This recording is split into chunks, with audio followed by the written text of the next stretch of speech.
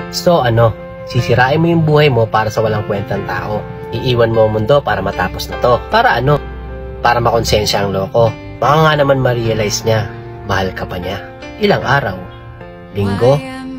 Buwan? Wala na ang luha, hindi ka na maalala, tapos back to normal na ang buhay nila. Kasama nung taong pinili niya. At wala na ring bahid pa ng konsensya. Ngayon pumunta naman tayo dun sa nanatili sa'yo. Sa mga taong mahalaga ka para sa kanila.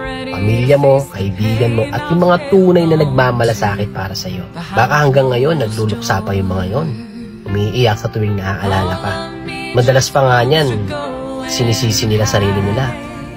Bakit wala silang nagawa para tulungan ka?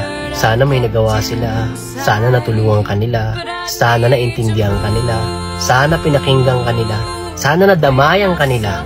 O kaya naman, iniisip nila, sana sila na lang nawala. Ngayon sabihin natin nasa paligid ka pa.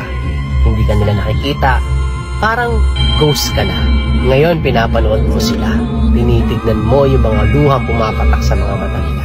Nasasaktan, nagluluksa at nahihirapan sa iyong pagkawala. Ngayon tatanungin kita, tingin mo ba natapos na ang problema? At higit sa lahat, tingin mo ba worth it ang iyong ginawa?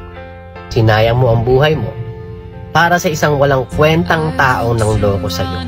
Kutya, baka kung ako yung may likha, baka i-block pa kita sa social media. Kasi tignan mo, sa milyong sperm cell na nilabas ng tatay mo, ikaw ang nakasurvive at nabuo bilang isang tao.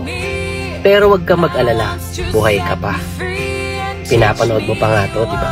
Pinas forward ko lang, kumbaga. Ginamitan ko ng konting mahika. Pero ngayon, nakabalik ka na. Pinapanood mo tong video na to. Sana naman, natauhan ka na. Yan sa plano. Wala kang mapapala dyan. Hindi worth it yan.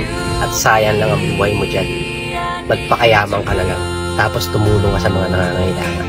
Maging inspirasyon ka para lumaban sila.